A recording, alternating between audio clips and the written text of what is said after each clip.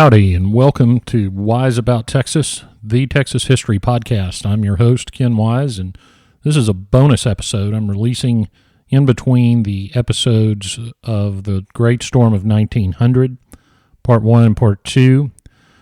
And I've been releasing bonus episodes throughout the history of this podcast. Sometimes there'll be an anniversary come up that I think needs to be commemorated, or there'll be a little side story that really didn't fit into the main episode. But this time I'm releasing this bonus episode because I thought that I wanted to cover a part of the experience of the Great Storm of 1900 that really deserves to be covered, but probably shouldn't be part of a main episode because there's really nothing good about the part of that experience that I want to cover in this bonus episode. But it is important, I think, that the victims be remembered and that we, in the modern times, remember just how horrible it was to go through that storm. And so in this bonus episode, we're going to cover the actual night of September 8th. You know, Part 1 was really a story of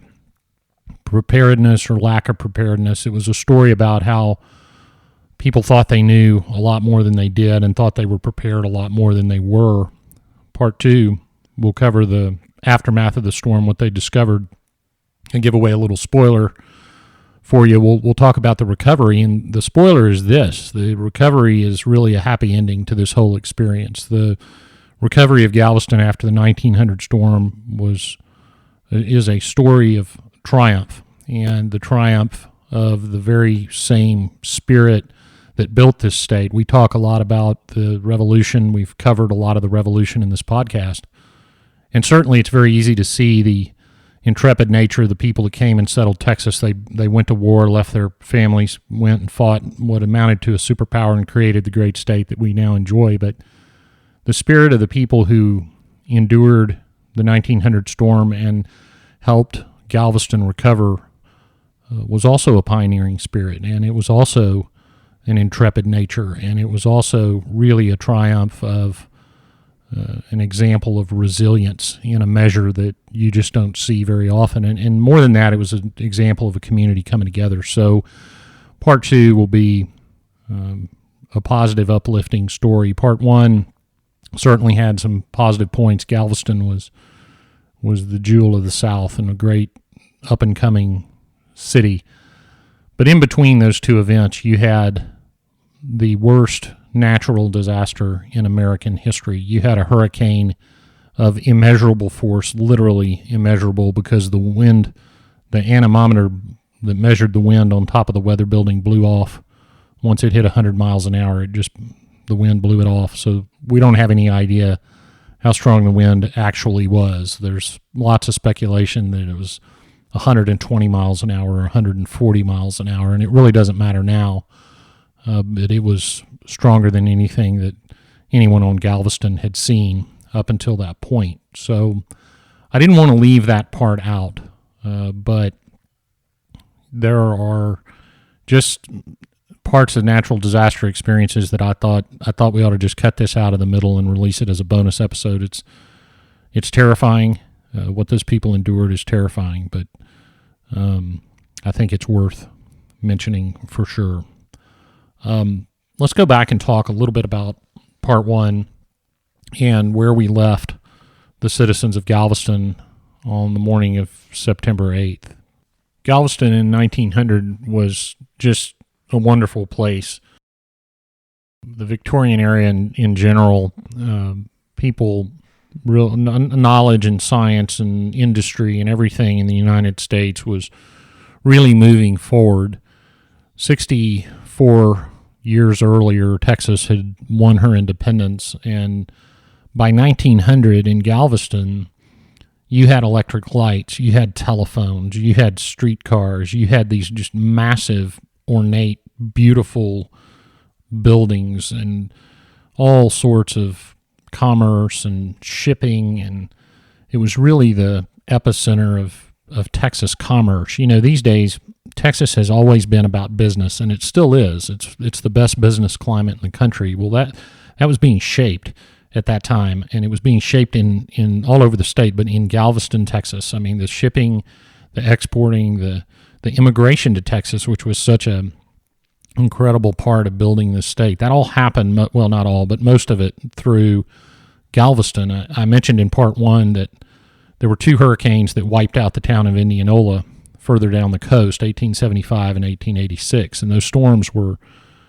massive, and they were destructive, and they destroyed the only port of any size between Galveston and Tampico, Mexico, and Indianola was sort of competing with Galveston in a sense, but there was plenty of commerce to go around, but they certainly were competing, as cities will do, as for who was going to be the best one. And I think that, it was a close race until those hurricanes just destroyed Indianola, and Galveston was clearly the victor in that competition. But people were flocking to Galveston. Galveston had about 30,000 residents, give or take, in 1900, and life was good. There was opportunity everywhere.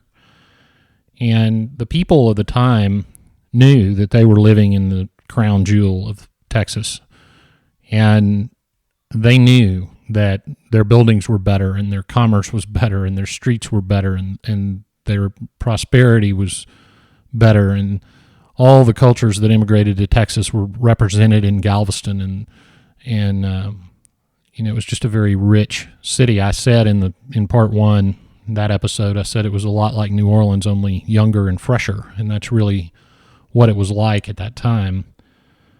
But along with that came a sort of hubris. I mean, there was an overconfidence, and one of the areas that was overconfident was the Weather Service.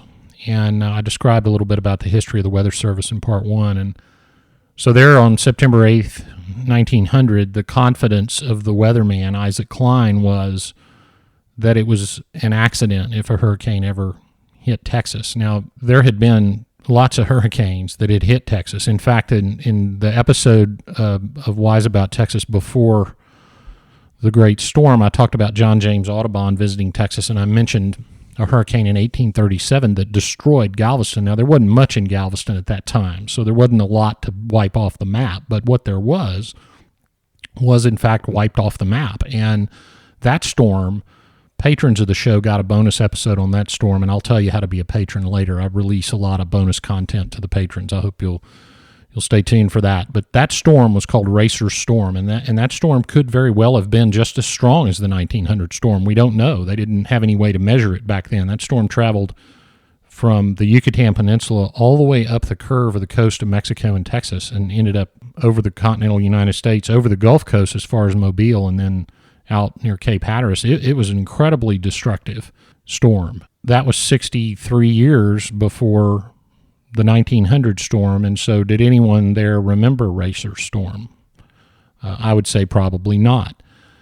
But then we had those two Indianola hurricanes, and there were other storms that had hit Galveston. But nevertheless, the Weather Service thought, a storm is not going to hit Texas, and if it hits Texas, it's going to be weaker. But, a storm is not going to hit Texas, and if it hits Texas, it's going to be weaker than it otherwise would be. So obviously, the news from Indianola didn't travel very fast, or maybe just the confidence of the Galvestonians led them to believe that maybe Indianola wasn't ready, or not quite as solid as their city, or what have you. I mean, certainly there's many buildings in Galveston that stand this very day, including the building where the Weather Service was located, the Levee Building, and they're just rock solid, and they've withstood all the hurricanes since 1900. So it would be easy to see how someone in 1900 would think, we're just not that vulnerable.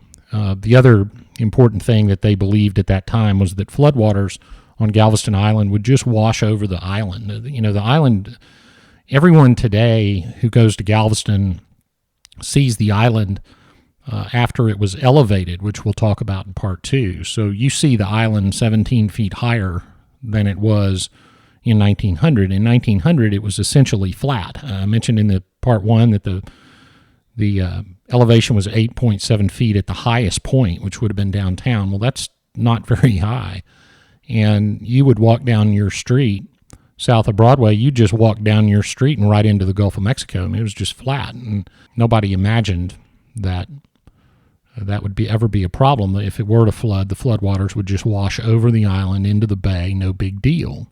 What they didn't count on, though, is what happened in that 1900 storm and actually happened in the last hurricane that hit our area square, which was Hurricane Ike in 2008, and that is that the storm surge was so high that it pushed water from the bay, not only from the Gulf in, which is what you might call a traditional storm surge, but also from the bay back over the island, which no one could have figured. In fact, Isaac Klein wrote about that in his report, that he had never seen anything like that. And the truth of the matter is, looking back, as we have the benefit of doing from 2016, the truth of the matter is he didn't even conceive of that at the time. That was just not part of the pattern. Not only did he think every hurricane turned northeast at Florida and wouldn't even enter the Gulf, much less hit Texas except by accident, he never even conceived that the wind would push bay water over Galveston Island. So at one point, one of the accounts that we'll talk about in a few minutes talks about the panic of someone witnessing the waters from the bay and the Gulf meeting together. And, it was on at that point. Nobody had ever seen that before. And when you bring those two waves together, the water has nowhere to go but up because it's pushing against each other on the island. So that was something that was a significant thing that no one had really seen. So the Weather Service is confident that they know what's going to happen. The people are confident that Galveston is fairly safe. I mentioned that Isaac Klein believed that Galveston was not ever going to be truly devastated. Well, the reason that everyone else believed that too is he had written an article in 1891. And as I talked about in part one, after the Indianola hurricane of 1886 and a tropical storm in 1891 that hit lower on the coast, the Galveston Daily News asked him to write an article about hurricanes and sort of give us the latest knowledge. And that's when he wrote the article, and he talked about how Galveston was safe, and anybody that believed otherwise was delusional. Those are the words he used, that they were delusional. That was the state of affairs at the end of part one. The problem was that the wind started blowing, the water was rising rapidly, more rapidly than anybody thought. The water had come in off the Gulf in greater volume and with greater intensity than the weather indicated. There were certain indications that folks looked for, and one of them was what Isaac Klein described as a brick dust sky, a real red sky. And if you've ever been through a hurricane, I've been through two here in Houston, and you see that red glow, and he didn't see that. And one of his neighbors I talked about in part one, Samuel Young, he finally realized what he was seeing on the beach. He realized he was seeing a storm surge as that water came up. Even though the wind wasn't coming up, he knew that something was going on. But nobody really was bothered by that because they thought, well, okay, something's coming in, no problem. The Weather Service from Florida or from Washington had started saying, well, we think that hurricane may actually be in the Gulf. Maybe it didn't turn northeast, but it's probably going to hit Louisiana, Mississippi. So the attitude was, look, this thing isn't going to hit Galveston. If it does hit Galveston, it's going to be fine. It's not going to flood that bad. We've been through storms before. It's okay. As the water started coming up, I mentioned in part one, a lot of the adults started running down to the beach because the waves were so big, and it was quite a spectacular sight. There's an old picture, I'll try to get it and put it on the website, of the streetcar trestle. The streetcar at that time was built on the streetcar track along what would now be Seawall Boulevard, but was then, I think it might have been called Water Street, but the street that's right next to the beach, the streetcar trestle was built out over the Gulf. So you were actually riding on a bridge out over the Gulf, which I suppose saved space on the streets for pedestrians and wagons. And the waves started breaking over that. Well, that was quite the spectacular sight. So everybody ran down to the beach to see it. The kids went out of their houses and started playing in the water. Hey, here comes a flood. We're going to have a good time. We're going to play in the water. And the men went to work that day. Even though now the wind started to pick up as the morning went on. And some accounts talk about 30-mile-an-hour wind. Well, I don't know if listeners out there have been in a 30-mile-an-hour wind, but a 30-mile-an-hour wind is going to get some significant attention on your part. I can promise you. It's going to a 30-mile-an-hour wind is a pretty big wind. And as that wind started, again, they thought, well, here comes a storm. It's manageable, and it doesn't look like it's going to be a big deal. So we'll just all go to work. And so the men left for work that morning. Well, that wind didn't die down. It picked up. And the water started rising. And the key here is that the water started rising at an increasing rate. So it wasn't just that it was rising quickly, but all these accounts that you read of how shocked the people were to see how fast it was rising make it clear that it was rising at an increasing rate. And on a lot of these survivors' accounts, the women of the house had a little more of what I'd call responsible fear, a little healthy fear of what was going on, and started wanting people to stay home from work. And the men were just the bravado of the age, saying, look, this is not a big deal. We're going to go to work. If it really gets bad, I'll come home. My great-great-grandfather, Arnold Wolfram, was one of those men, and he wrote an account that I'm going to talk about, and he said, look, it's no big deal. I'm going to work. He worked at a grocery store. He said, I'm going to go to work. If it really gets bad, I'll come home. Don't worry. And that was typical. I mean, that was a typical reaction of the people at the time. So we've got the kids playing in the water and people looking at the waves on the beach, and men are going to work, and the wind is starting to blow and the rain is starting to come. Well, one of the first-hand accounts written at the time was written by someone whose identity we don't know. It was a young woman, and she was working at John Seeley Hospital, which is still there, a different building, obviously, at UTMB Medical School. And, in the morning, she talks about the building rocking and the water rising. Now, this is on the bay side. She's well away from the Gulf. And so she's watching water come in from the bay and maybe from the East Flats. At that time, it was called the Eastern Flats. And some of the women in the hospital, she remarks, are getting a little nervous, and she's comforting them. And by noon, though, she writes that everything is washed away. So by noon, something is clearly going on. The last sentence of her noon entry says, "Our beautiful bay, a raging torrent." And she also describes seeing flames in the distance. So by noon, the storm was severe enough that damage was occurring. At 3 o'clock, she wrote the last part, and the first part of her first sentence is, "Am beginning to feel a weakening desire for something to cling to." And she closes and says, "Darkness is overwhelming us to add to the horror." So by 3 o'clock, it was starting to get dark. Now, many of these accounts talk about that it was starting to get dark. The sun was not going down, but the storm was coming in, and that's the darkness they're talking about. There's another account from a gentleman named Martin Nicholson. He worked at the Galveston County Jail. He talks about the water rising and that sort of thing, but he mentions by 8 o'clock on September 8th, the night of 8 o'clock, the water touching the top of the steps leading to the back gallery, so the back porch of his house was covered. And he did something that a lot of people did in 1900. They would chop holes in the floor of their house. So you picture these houses. They were elevated because the island would flood from time to time, so they're elevated. And most of them, they're all going to have wood floors. And what they would do is they would take axes and they would chop holes in the floor. And the theory was that when the water came in, you'd let the water come in through the bottom of the floor, and as it flooded through the doors, the weight of the water would keep your house anchored to the ground. Now, that turned out not to work, but that was something that was very commonly done. He talked about chopping the holes on the floor, hoping the water would hold the house down. His house actually was down, and he did another thing was held down, He did another thing that a lot of people did at that time, and people that had lost their homes or had been walking or had not been home, he would pull them into his house, and he said that he saved 7 lives by pulling them in through the window. Of course, they'd be floating by on the waves. So he'd pull them in through the window, and he describes, of course, after the storm that he had lost everything, but he had kept his life. So that the most you could hope for.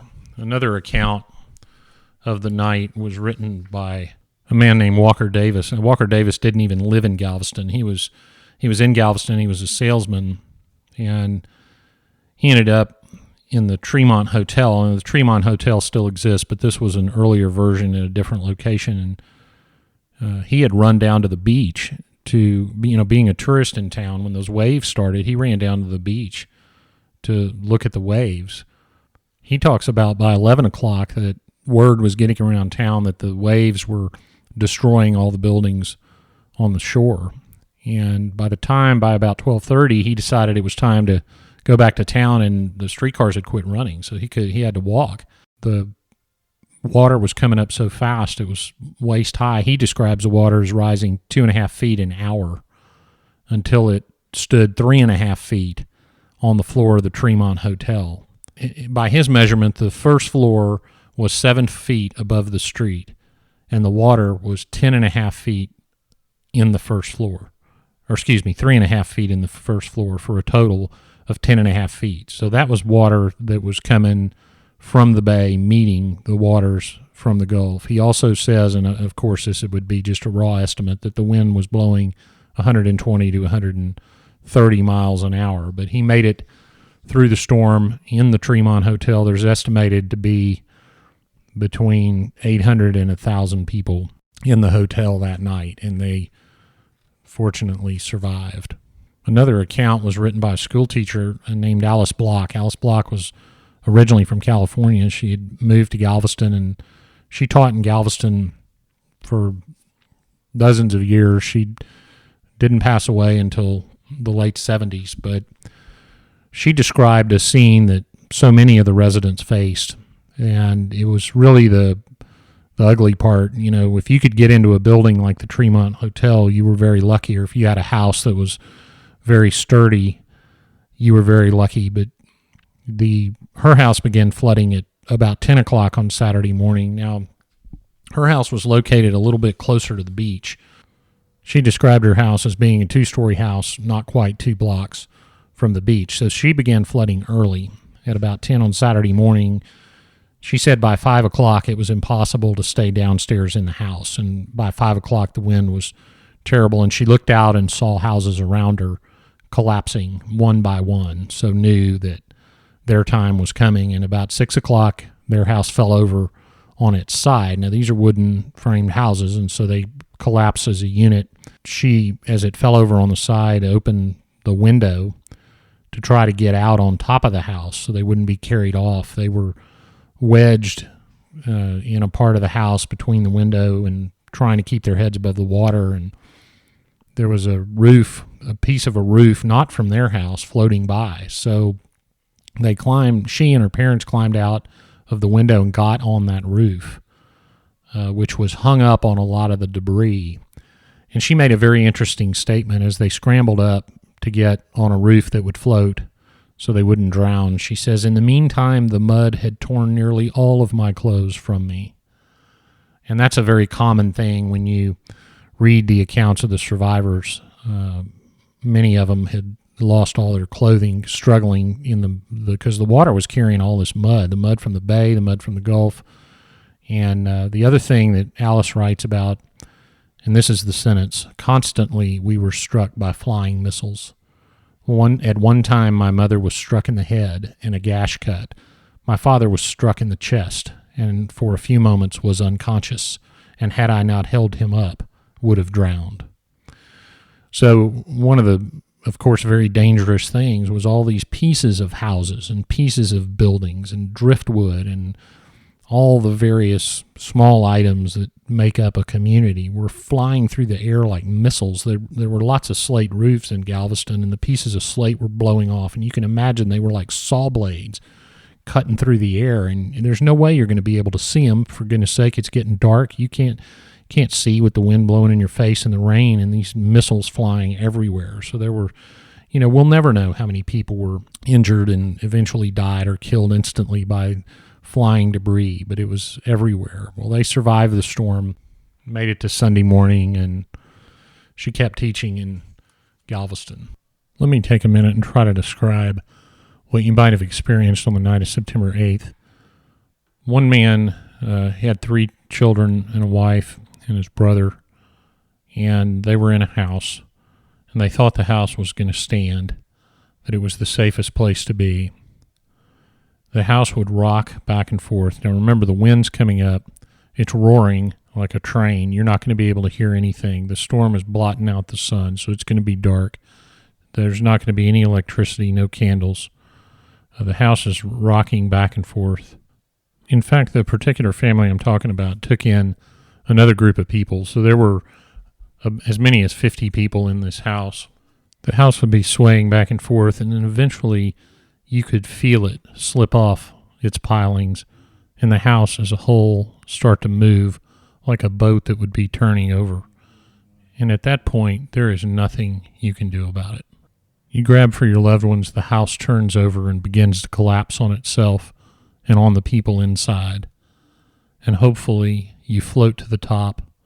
Hopefully your head breaks the surface of the water, and you're going to grab for the nearest thing that you could find, which was often a large piece of someone's porch or a rooftop or anything that could be floating by that you could get on.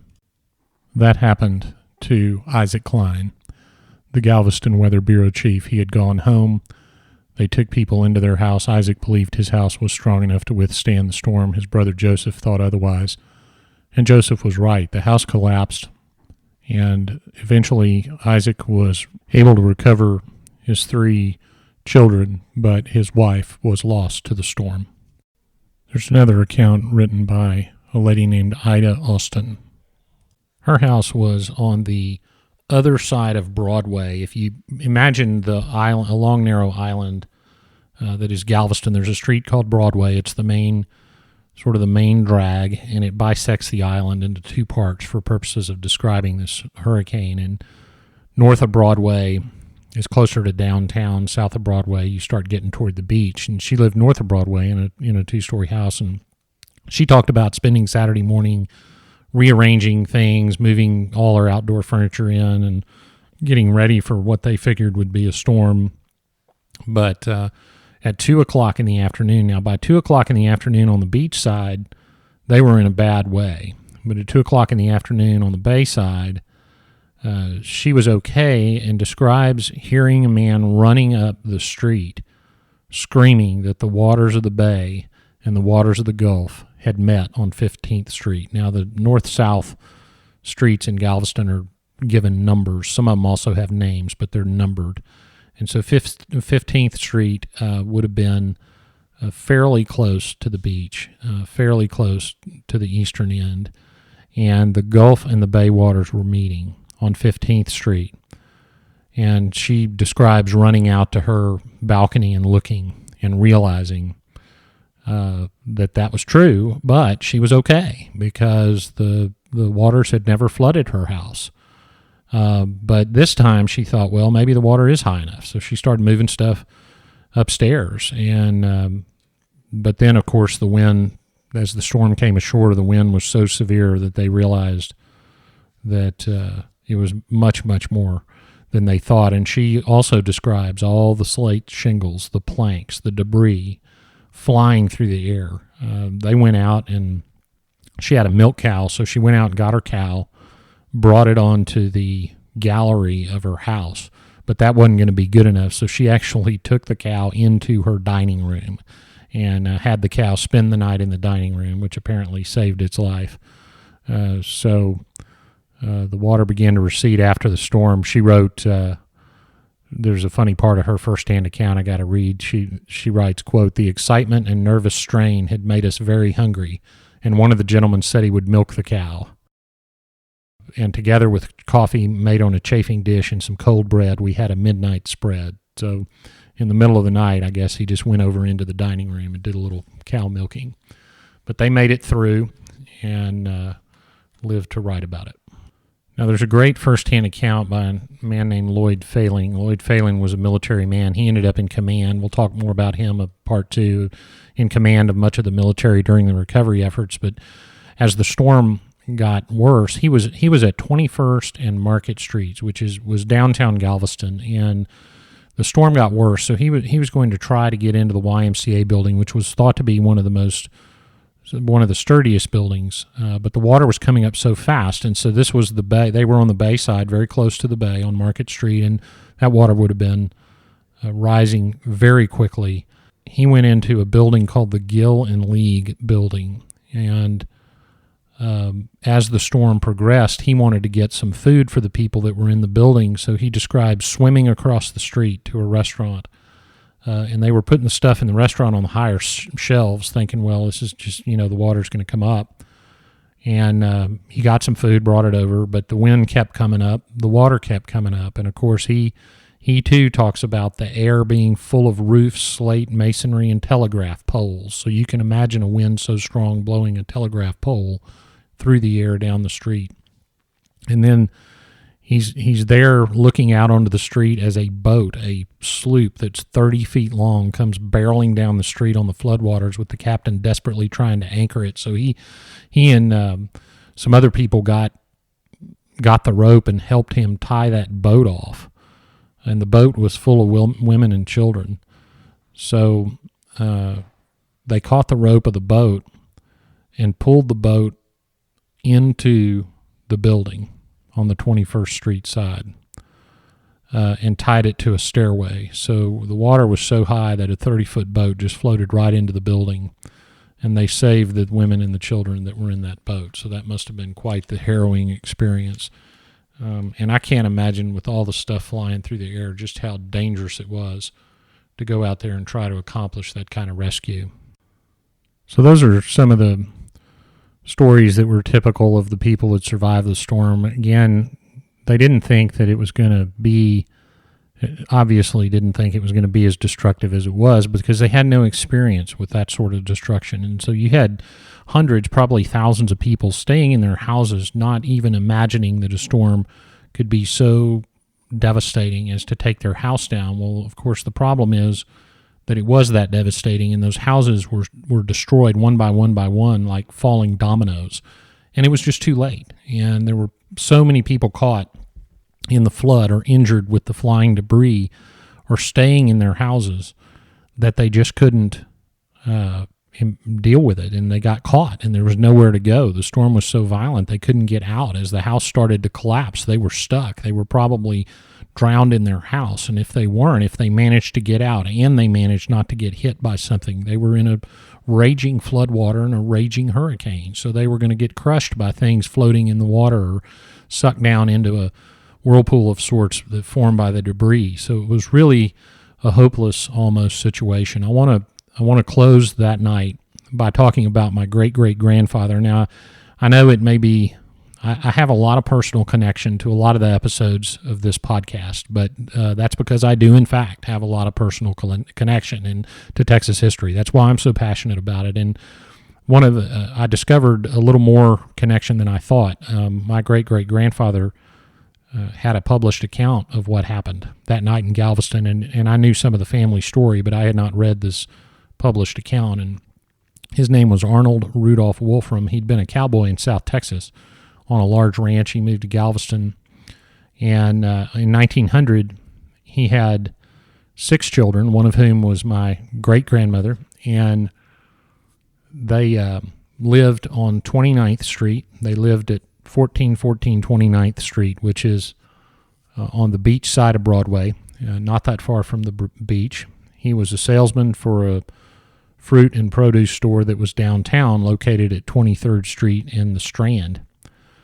And he recalled September 8th as being just like any other morning, and he left for work. His wife, of course, as I mentioned, determined to do so. He said, look, if the storm really is coming in, I'll come home.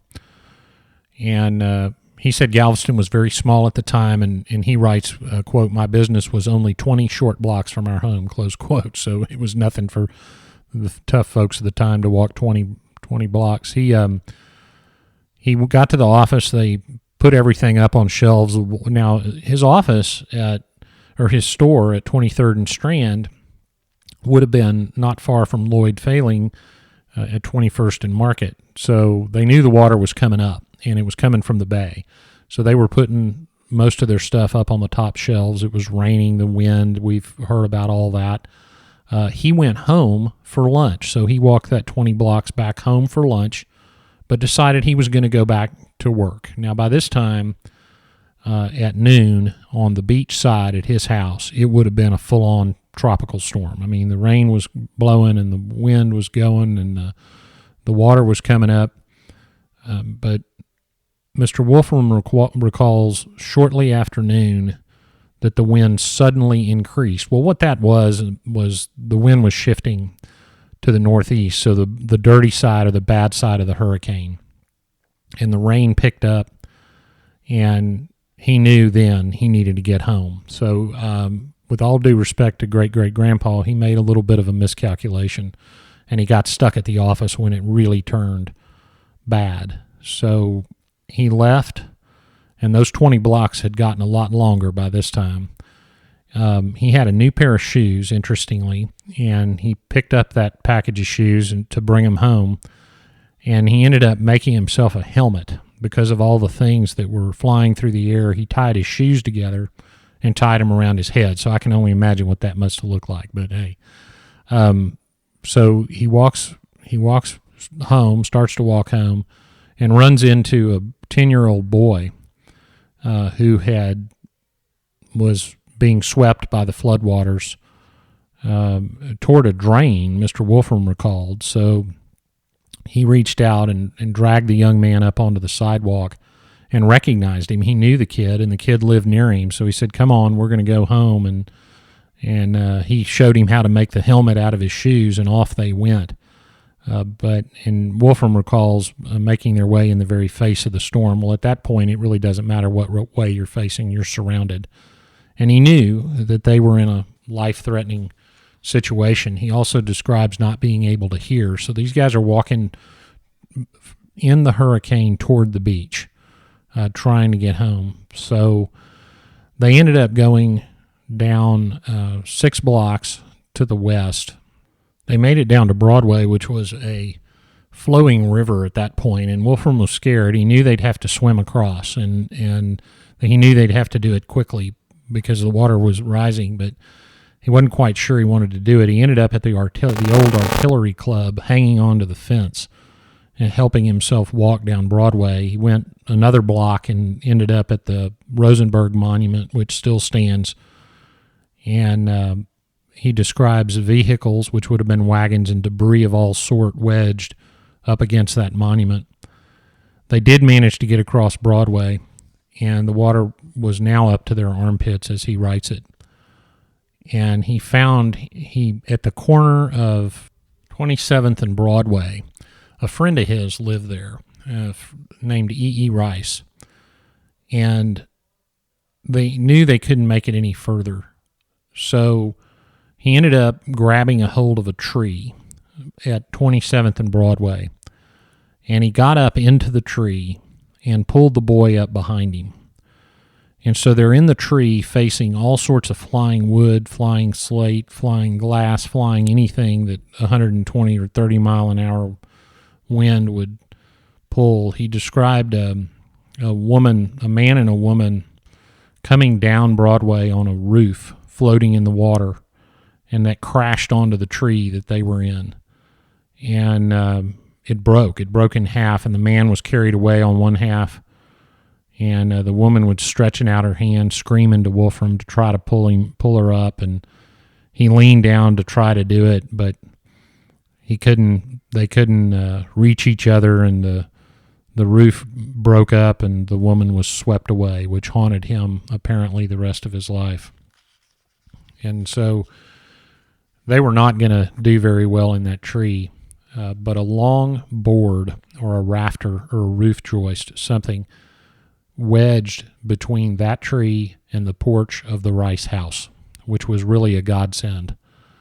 So Wolfram and the boy, holding on to that board, made it across to the Rice house, which was standing fairly strong. And they made it into the house, and they survived the storm.